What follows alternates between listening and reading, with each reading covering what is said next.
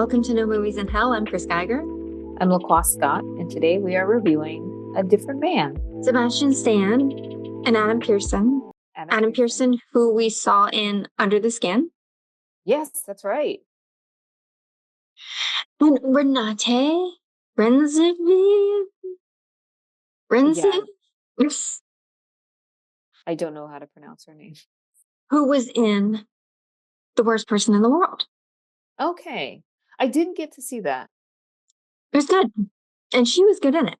So good stuff. Good people. I was surprised you went to this movie because you don't like dramas very much. I wasn't sure what to think of this film, but I did know that I think there were a lot of like the cast was in presence with a lot of Q&As. So Sebastian Stan and Adam Pearson. So I was like, oh, this would be cool. And then just knowing that, small independent films aren't out too long. But it's interesting because you have the category down or as drama. I have it as I want to say that this is more of a dark comedy. Mm. I think there's a ton of elements. It is I guess this film can't really be defined because it is like drama, comedy. It's a little bit of horror.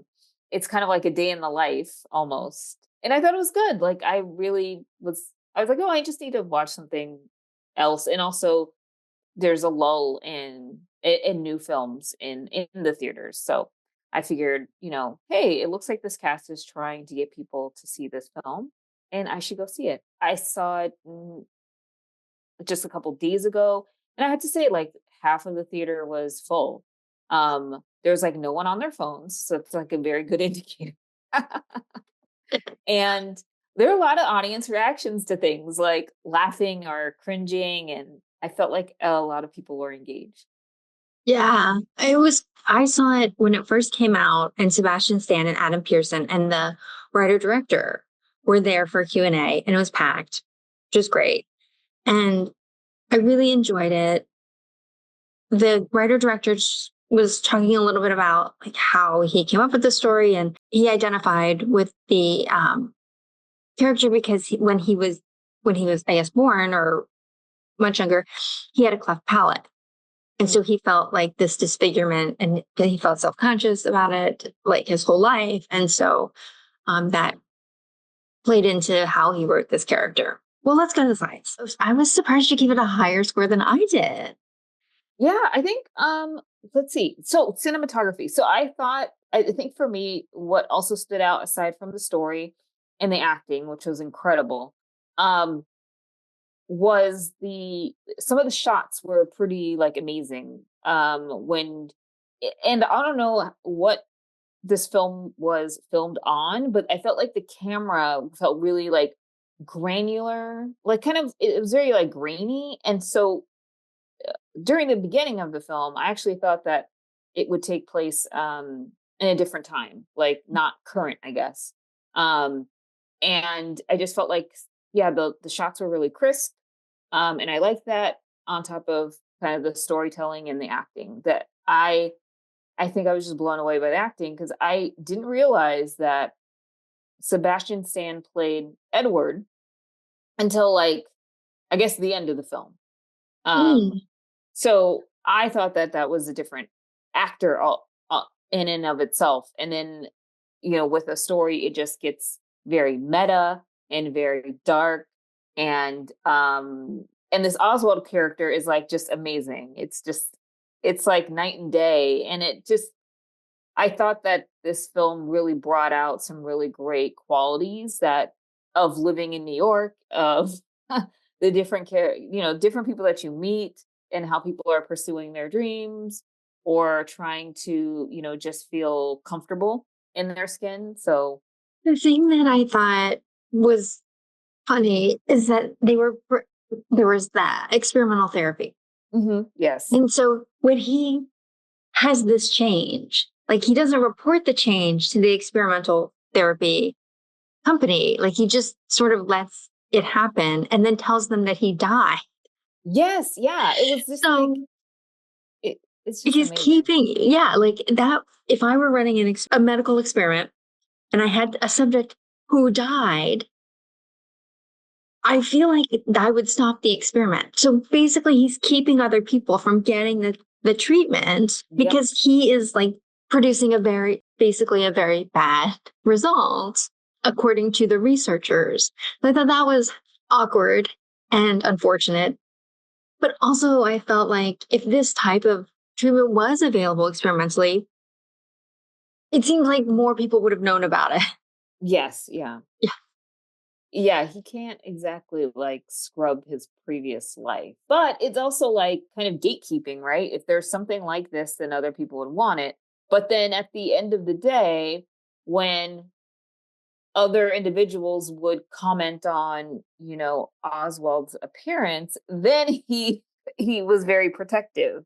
Edward put himself first in, being mindful of other people, but also he needed to control his happiness and like his story. And then when you see someone who has the same condition as you and they're living their most authentic self and they're not really worried about what other people think, then it's inspiring and then it's aspirational, but also it's very protective. And yeah, I just thought that, this movie it was just so funny. It was just very much like Turn the Tables. That's what really shined for this. Yeah, I did like that they took it so far to the extreme of all the things that Oswald would do, right? Like he plays the saxophone and he plays with children in the park and he does karaoke. And he's like, if they had done like a scene where he was an astronaut, I would have been like, okay. Or like he's very familiar and he has like he has a friend group and people know him and and Edward's like, wait, what? And it's just kind of it's very funny. It's just like, oh yeah, he does yoga in the park. Like, oh yeah, he does jujitsu.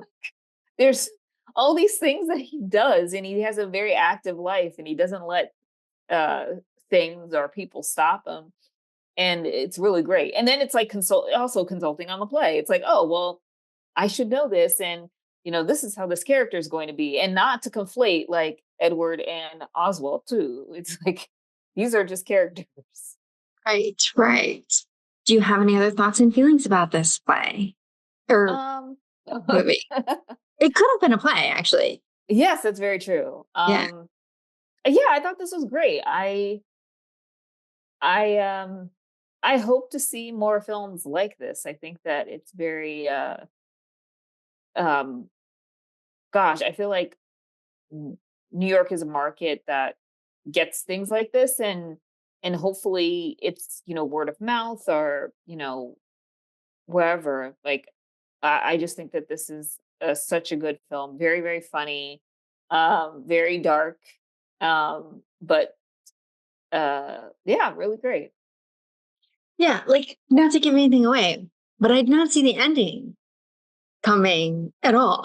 Yes. I guess maybe not the ending, but like the The last maybe, pivot, I guess. yeah, where you're just like, whoa. Yeah. Yeah, that wasn't yeah, that was completely unexpected. It was like, "Oh my gosh." And then it's like, "Oh, is this a dream?" And then it's like, "Oh no, it's not." And not only that, like um Do you have anything to plug in this episode? well, we're getting into fall movie season, so we got uh hopefully it's more like award season films. So Anora is coming up. Wild Robot, it has been out for like a week or two. Um And then yeah, it's just kind of put straight to holiday films almost. Like I see more Wicked like advertising, and they have partnerships with literally everyone. Now, Um are you going to see Wicked? Probably I haven't seen the musical, so I probably should see the musical first. Oh, Um all right. I have very limited window. Yeah. How about you? What do you have on the horizon? I don't think I'm going to see Wicked unless something Ooh. drastic happens. Because I have seen the musical. Um, what else is on the heart? Anora, of course. Gladiator, of course, Nosferatu, of course. Mm-hmm. There's also like other things that I want to see that are in film festival or just coming out of film festivals now that look interesting.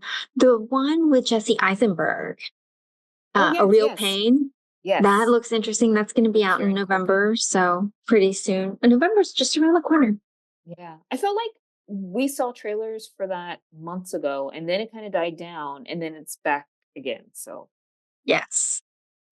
So yeah, I'm crossing my fingers that November, December will be busier than October has been, or early October has been, but that it's not so busy that I miss a lot of stuff.